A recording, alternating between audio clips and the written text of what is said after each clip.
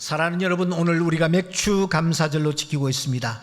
여기 맥추란 보리를 뜻하는데 히브리인들은 이 절기를 애굽에서 종살이하다가 구원받은 그 놀라운 날을 기념하는 감사하는 그 유월절과 그리고 수확을 마무리하고 수확이 끝난 것을 감사하는 초막절과 함께 3대 절기로 그들은 지켰습니다. 하나님이 말씀하셨습니다. 맥추절을 지키라. 이는 내가 수고하여 밭에 뿌린 것에 첫 열매를 거둠이니라.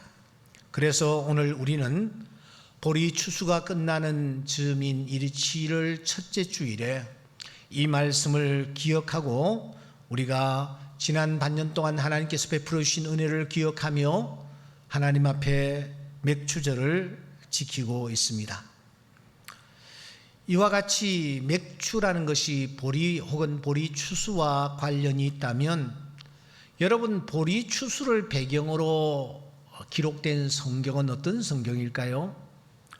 보리 추수를 배경으로 움직이고 있는 사람은 도대체 누구일까요? 오늘 우리가 펼친 룻기서 몇 군데 보면은 이 보리 혹은 보리 추수와 관련된 단어들이 굉장히 많이 등장하는 것을 발견합니다. 1장 22절에 보시면 보리 추수 시작할 때에 베들레헴에 이르렀더라. 2장 3절에 보시면 밭에서 이삭을 줍는데 밭에 이르렀더라. 이 밭은 두말할 필요도 없이 보리밭이요, 이삭은 두말할 필요도 없이 보리 이삭입니다. 2장 17절에 보시면 보리가 한 에바쯤 되는지라. 23절에 보시면 보리 추수와 밀 추수를 마치기까지 이삭을 주었다. 역시 보리 이삭이죠. 룻기서 3장 3절에 보시면 타작마당이 드디어 등장합니다. 그리고 3장 7절에 보시면 곡식단더미라는 그런 단어가 등장하는데 이것도 역시 보리곡식 단더미를 뜻합니다. 3장 15절에 보면은 보리를 6번 되어 룻에게 지어주고 성읍으로 들어가니라, 그런 말씀이 있습니다. 여러분, 룻기서라는 책은 아주 짧습니다. 넉장 185절에 불과합니다. 룻기에, 그런데 이 보리라는 단어와 관련된 이런 표현들이 빼곡히 담겨져 있습니다. 그리고 이 룻기의 주인공 격인 룻은 이 보리 혹은 보리 추수 이것과 깊은 관련을 가지고 움직이는 것을 우리가 볼 수 있습니다. 그래서 오늘 이 맥추 감사절을 우리가 지키고 있는데 이날을 맞이하여 룻이라는 여인을 통해서 우리가 하나님의 뜻을 발견하는 것은 굉장히 의미 있는 일이다, 그런 생각을 합니다. 우선 룻기 전체의 개요가 어떠합니까? 1장에서 룻이 저 모압이라는 땅에서 베들레헴으로 돌아오는데 그때가 보리 추수 시작할 때였다라고 말하면서 1장을 끝맺습니다. 그래서 2장부터는 자연스럽게 이제 보리밭에서 일어난 일들을 그리고 있습니다. 그리고 2장은 이렇게 끝을 맺는 것입니다. 이에 룻이 보리 추수와 밀 추수를 마치기까지 이삭을 주었더라. 그렇게 이삭을 주었다, 그렇게 말하고 있습니다. 여러분, 보리 추수 시작할 때에 보리밭에 들어간 이 룻입니다. 그렇다면은 여러분, 이제는 추수한 보리를 타작해야 되지 않겠습니까? 그래서 오늘 우리가 펼친 3장에는 타작마당이 드디어 등장하는 것입니다. 3장 2절에 보시면 오늘 밤에 타작마당에서 보리를 까불리라. 여러분, 바로 그날 밤입니다. 그날 밤 그 타작마당에서 어떤 일이 있었습니까? 시어머니 나오미가 며느리 룻에게 지시를 하죠. 3장 3절에 보시면 야, 너 목욕을 해라. 기름을 몸에다가 발라라. 의복을 입어라. 그리고서는 타작마당에 내려가서 그가 누울 때를 너가 자세히 살피고 이제 알아두었다가 들어가서 그의 발치 이불을 들고 거기 누우라, 그렇게 지시를 합니다. 여기에 시어머니가 자부들어 목욕을 하고 기름을 바르고 깨끗한 새 옷을 갈아입으라고 얘기합니다. 여러분, 신부가 신방에 들어가기 전에 꾸미는 모습처럼 보이지 않습니까? 특히 발치 이불을 든다라는 이 표현은 남자의 바지를 들어 올린다 하는 뜻이 있답니다. 그러니까 오늘 이 말씀은 시어머니가 자기 자부에게 외간 남자에게 다가가 성적인 유혹을 하라는 그런 무언의 요구를 하고 있구나, 그렇게 우리가 만일 본다면 우리의 보편적인 상식이라든지 혹은 도덕적 기준으로는 무척이나 낯선 광경이요 이해되지 않는 명령이라고 우리가 생각하지 않을 수가 없습니다. 더 과간인 것은 그때 이 룻이 어떻게 반응했던가 하는 것입니다. 3장 5절 말씀에 보면은 내가 다 행하리이다, 룻이 그렇게 얘기합니다. 6절에 보시면 그가 명령대로 다 하니라 라는 표현이 이어지고 있습니다. 특별히 3장 8절에 보시면 그의 발치 이불을 들고 거기 누웠더라 라는 표현까지 등장하는 것입니다. 룻이 어머니의 말씀에 순종하는 것입니다. 여러분, 룻은 아주 소신이 분명한 그런 여성이었습니다. 누구의 지시라고 해서 무조건 따르는 그런 형이 아니었습니다. 모압에서 베들레헴으로 돌아올 때에 어머니는 몇 번이나 돌아가라고 명령을 내렸습니다. 지시를 했습니다. 그럼에도 불구하고 이 룻은 자기 소신이 아주 분명했기 때문에 나로 하여금 어머니를 떠나라고 말씀하지 마십시오. 어머니가 가시는 곳에 저도 가겠습니다. 어머니가 죽는 곳에 저도 죽겠습니다 하면서 어머니를 붙잡더라, 그렇게 표현을 합니다. 꽉 붙잡고 자기의 생각과 소신대로 행동에 옮겼다라는 것입니다. 그러니까 이 룻은 분명한 자기 견해를 가지고 행동하며 살아가는 그런 여성이었습니다. 그런데 그 여성이 지금 이 현장에서 예하는 것입니다. 마치 기다렸다라는 듯이 말입니다. 그래서 이 부분이 도무지 이해가 잘 되지를 않습니다. 그렇다면은 이 시어머니가 며느리에게 행한 이 명령, 그리고 그 며느리가 어머니의 말씀에 순종하고 있는 이 낯설기도 하고 또 묘한 이 액션 속에 담겨져 있는 영적 의미가 도대체 무엇일까 하는 것입니다. 여러분, 이를 위해서는 우리가 이 룻기라는 책의 성격과 흐름을 우리가 먼저 바로 이해할 필요가 있습니다. 우리가 가지고 있는 성경은 룻기라는 책이 사사기서 다음에 배열이 되어 있습니다. 모세오경 다음에 여호수아, 그리고 사사기, 그리고 룻기, 이렇게 우리가 가지고 있는 성경은 배열이 되어 있습니다. 그런데 말이죠, 대다수의 유대인 전통에 따르면 원래 이 룻기서는 사사기서 다음에 배치가 된 것이 아니라 잠언서 다음에 배치가 되어 있었습니다. 왜 하필이면 잠언서일까요?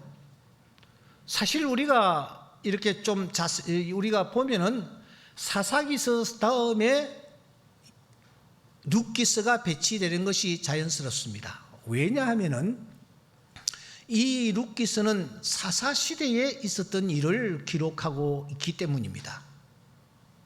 그러므로 룻기서가 사사기서 다음에 배치된 현재의 이 배열, 이게 훨씬 더 자연스럽습니다. 그런데 왜 유대인들은 이 사사기, 이 룻기스를 뚝 떼가지고 잠언서 다음에다가 이 룻기스를 굳이 배치하려고 했느냐 하는 것입니다. 도대체 무엇을 부각시키기 위함이었으며 무슨 이유로 이 룻기스를 잠언서 다음에다가 놓았을까 하는 것입니다. 그러면은 우리는 잠언서를 살펴보아야 합니다. 잠언서는 전체 31장으로 구성되어 있는데 14장부터 여성에 관한 얘기를 쭉 이어갑니다. 14장에 지혜로운 여인에 대해서 논하고 있습니다. 19장에 슬기로운 여인에 대해서 논하고 있습니다. 그리고 31장에 가서 보면 현숙한 여인에 관하여 논하고 있습니다. 그리고 잠언서의 결론은 이것입니다. 고운 것도 거짓되고 아름다운 것도 헛되나 오직 여호와를 경외하는 여자는 칭찬을 받을 것이라. 그 손의 열매가 그에게로 돌아갈 것이요 그 행한 일로 말미암아 성문에서 칭찬을 받을 것이다. 이렇게 하면서 이 잠언서가 끝을 맺는 거예요. 그러니까 잠언서의 결론은 이것입니다. 누가 지혜로운 여인이냐? 누가 슬기로운 여인이냐? 누가 현숙한 여인이냐에 대한 답을 내놓는 것입니다. 지혜로운 여인이 누구인가? 여호와를 경외하는 여자다. 슬기로운 여인이 누구인가? 여호와를 경외할 때 슬기로운 여인이 될 수 있다. 현숙한 여인이 누구인가?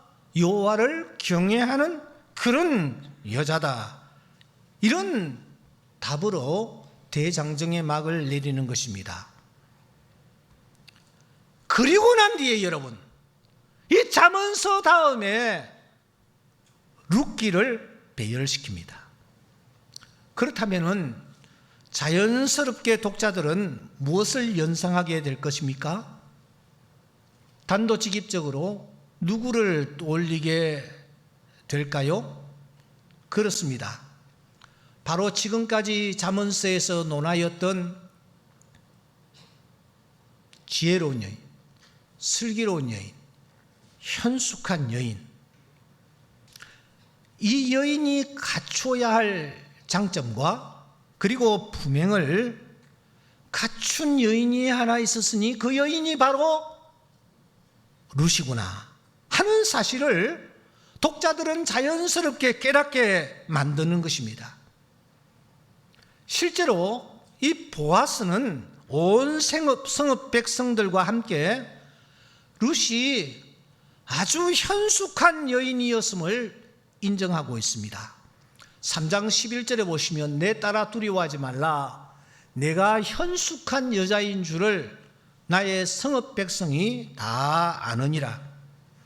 그러니까 이렇게 지혜롭고 이렇게 슬기롭고 이렇게 현숙한 여인으로 여호와를 잘 경외했고, 그래서 성문에서, 이 말은 온 세상 사람들에게 이 말입니다. 성문에서 칭찬을 받는 여인이 바로 룻이었음을 떠올리도록 잠언서 다음에 룻기서를 배치하였던 것입니다.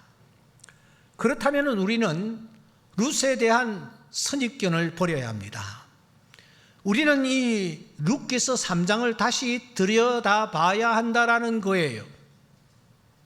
그리고 룻이 어떤 태도를 취하였는지 우리가 객관적으로, 아니 냉정하게 다시 한번 살펴볼 필요가 있다라는 것입니다. 그래서 우리는 본문을 다시 보셔야 합니다. 여러분, 룻과 보아스 사이에 2장 3절 우연이라는 단어가 등장합니다. 2장 4절에 보면은 마침이라는 단어가 등장합니다.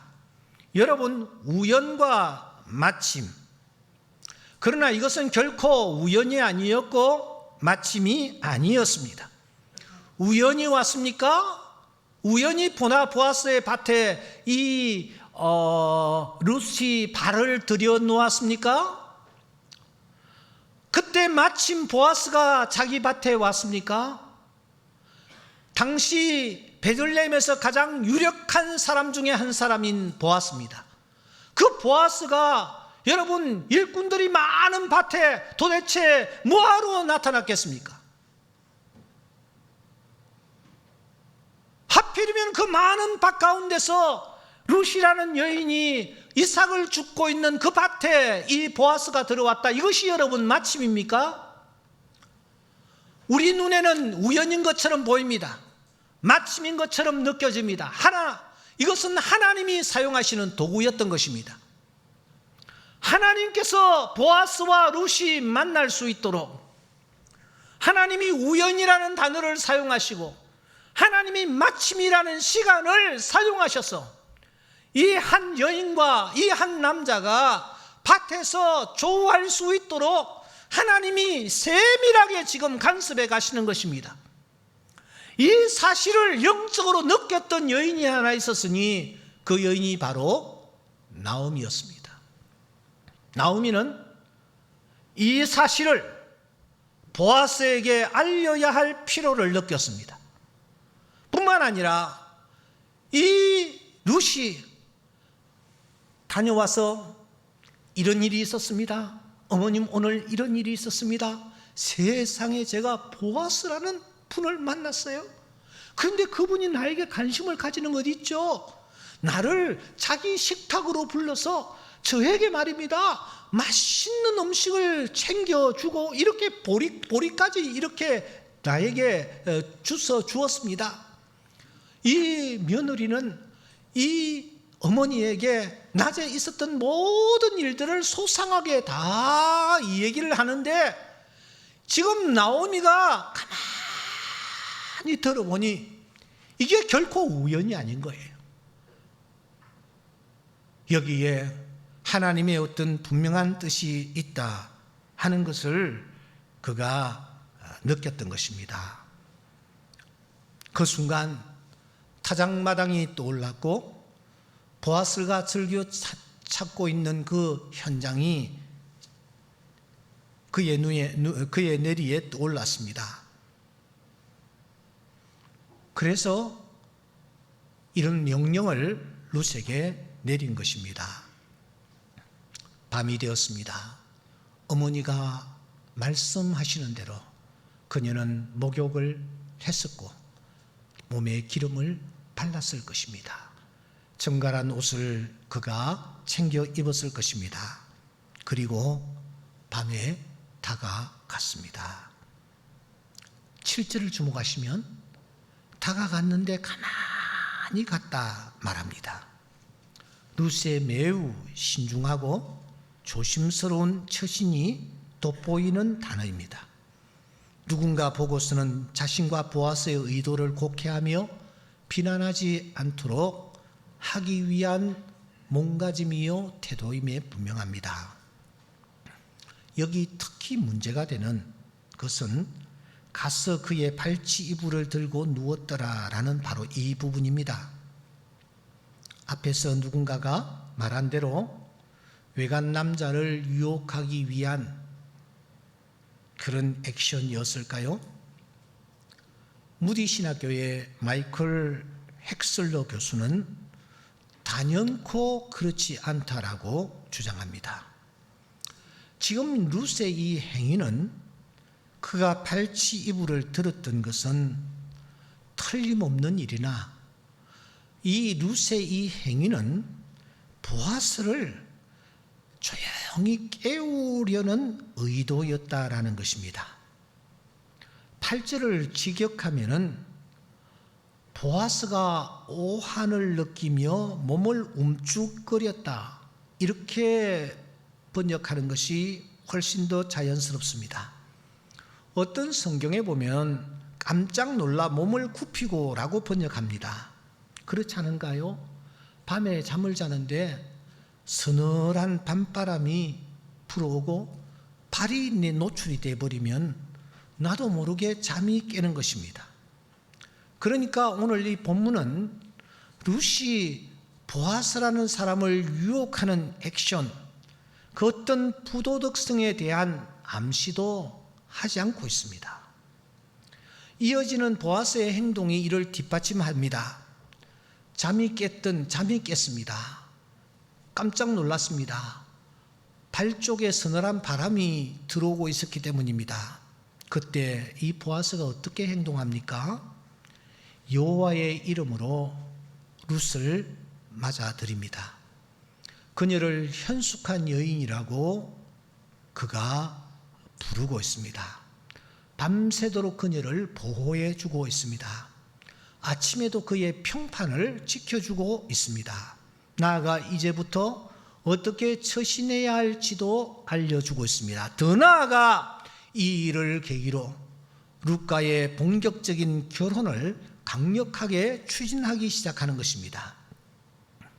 이렇게 볼 때에 이 3장의 타작마당을 영적으로 우리는 어떤 현장이라고 보아야만 합니까? 룻이 무엇 때문에 보아스에게 다가갔단 말입니까? 아무것도 없는 빈털터리가 추수를 마치고 난 뒤에 가만히 바라보니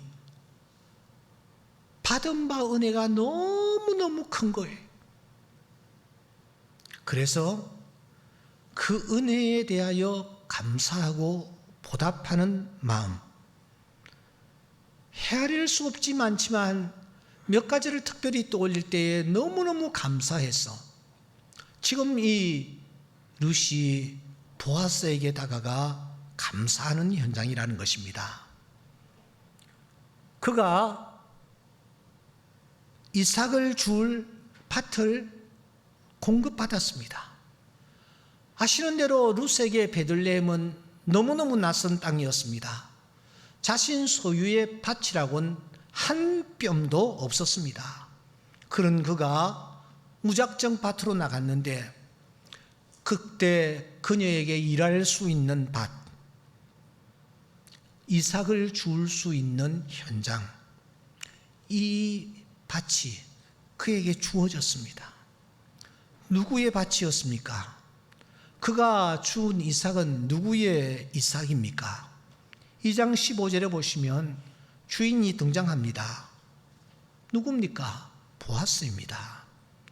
두 번째로 그 밭에서 여러 좋은 사람들을 만나는 것입니다.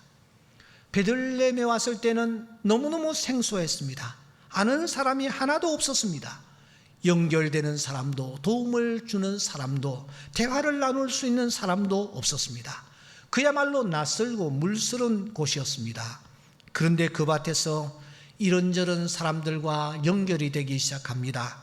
그들과 이 얘기를 나누며 그들과 도움을 주고받으며 이렇게 하루하루 살아갈 수 있는 은혜를 입었습니다. 누구를 만났습니까? 먼저 사환들을 만납니다.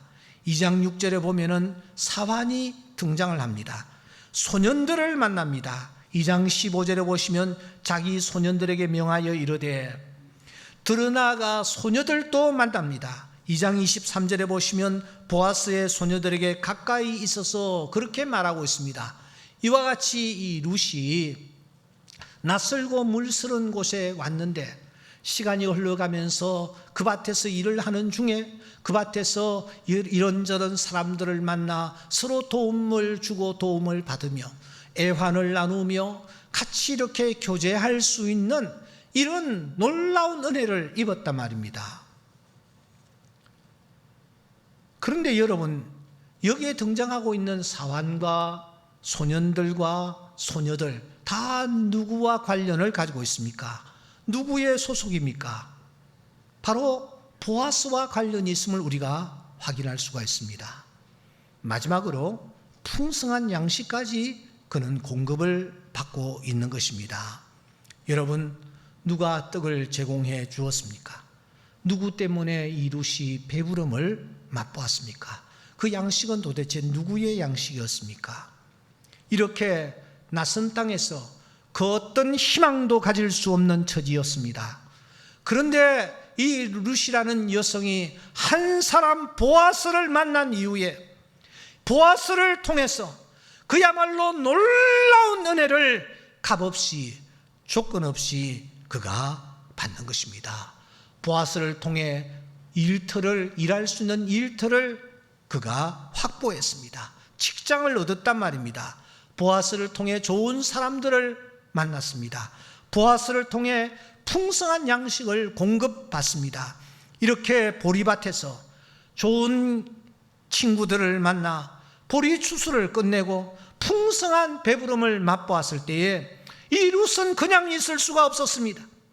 신분상 하늘과 땅 차이지만 자신은 이방인에 불과하지만 그녀는 용기를 내어 어머니의 말씀에 순종하는 마음으로 이 모든 것을 자기에게 아낌없이 베풀어 주시고 무상으로 자기에게 큰 도움을 주은 이 보아스의 타작마당을 찾아갔던 것입니다.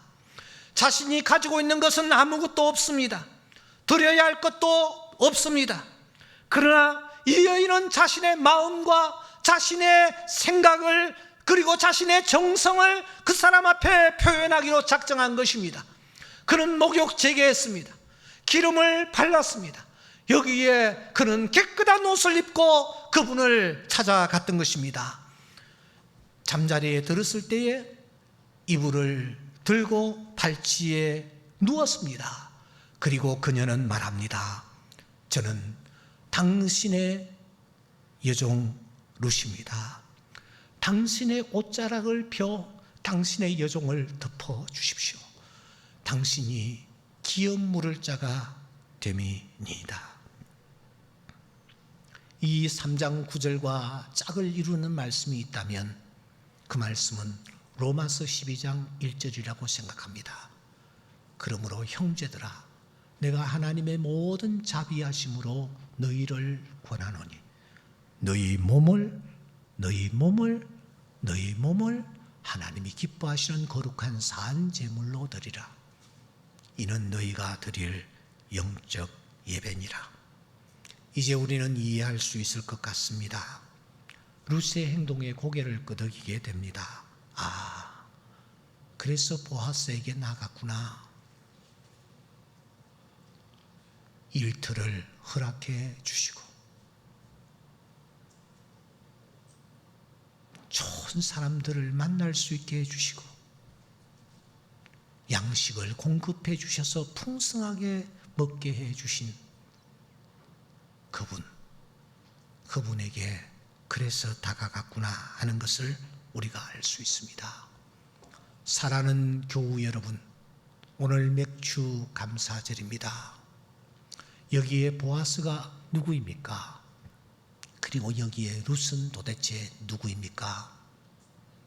오늘 이 예배에 참석한 우리 한 사람 한 사람들이 오늘 이 시대의 룻들입니다. 여러분들에게 일할 일터를 누가 주셨습니까? 누가 주셨습니까? 내 주변의 사람들을 누가 엮어 주셨습니까? 여러분의 자녀, 여러분의 부모, 여러분의 형제, 친척, 친구, 여러분의 동료들 누가 엮어 주셨습니까? 하루하루 일용할 양식 누가 주셨습니까?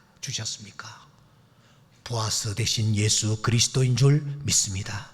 지금 내가 누리고 있는 모든 것 그분이 나에게 주셨기에 내가 누리고 있는 것입니다.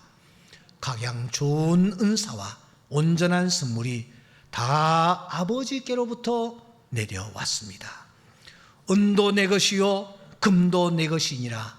만군의 여호와의 말이니라. 보라, 자식들은 여호와의 주신 기업이요 태의 열매는 상급이로다. 우리의 생명까지도 하나님께서 우리에게 허락하여 주셨습니다. 그래서 히스기야는 이렇게 기도합니다. 주여, 사람이 사는 것이 이에 있고 내 심령의 생명도 온전히 거기에 있사오니 원하건대 나를 치료하시며 나를 살려 주시옵소서. 오늘 우리가 호흡하고 있는 것 하나님의 은혜임을 믿습니다. 저는 어제 온종일 이사야서 38장 6절 히스기야의 기도를 하나님 앞에 올려드렸습니다. 우리 교회 방조연이라는 23살 청년이 있습니다. 태권도를 워낙 잘해서 지난번 인도네시아 바탐에 가가지고 인기였습니다.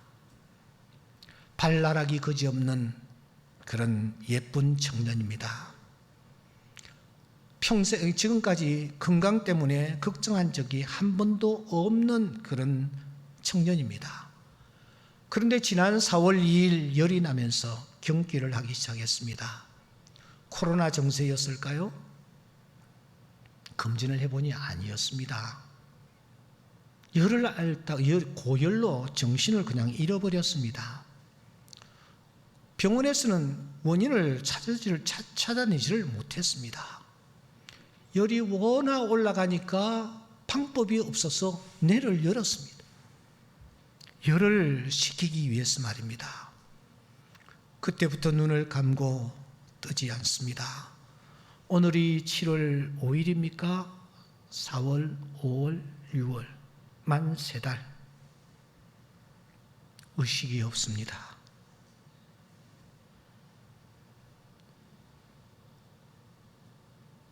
며칠 전부터 십이지장으로 음식물을 겨우 공급해 넣고 있습니다. 억대의 치료비가 들었습니다. 가족들은 그래도 이 딸을 포기하지 않고 기도하고 있습니다. 중환자실을 찾았지만 직계가 아니면 면회가 안 된다는 얘기에 병실 앞에서 벽을 붙잡고 한참이나 기도하다가 돌아왔습니다. 그때 성령께서 저에게 이런 음성을 들려주셨습니다. 눈을 뜰 수 있는 것도 감사한 일이다. 눈을 깜빡일 수 있는 것도 감사한 일이다.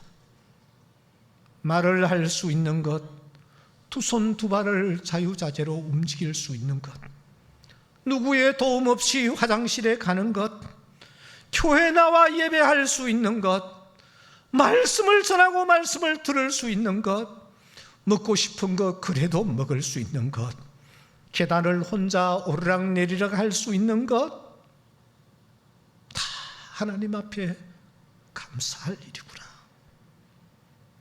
여러분, 도대체 감사하지 아니할 것이 무엇이나요?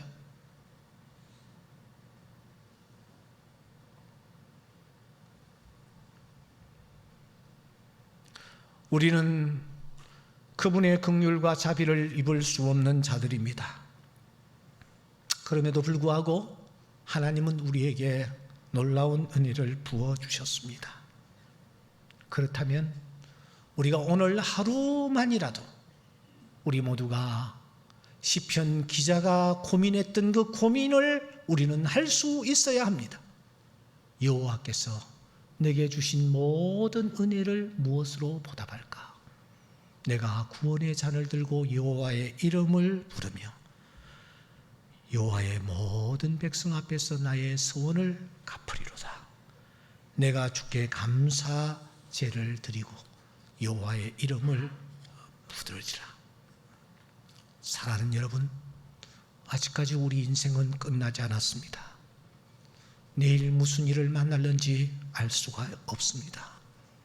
오늘 하나님 앞에 미리 감사하는 자, 베풀어 주신 은혜에 대하여 중심 어린 마음으로 감사하는 자에게 하나님께서 그의 걸음을 복되게 하시며 이끌어 주실 줄 믿습니다.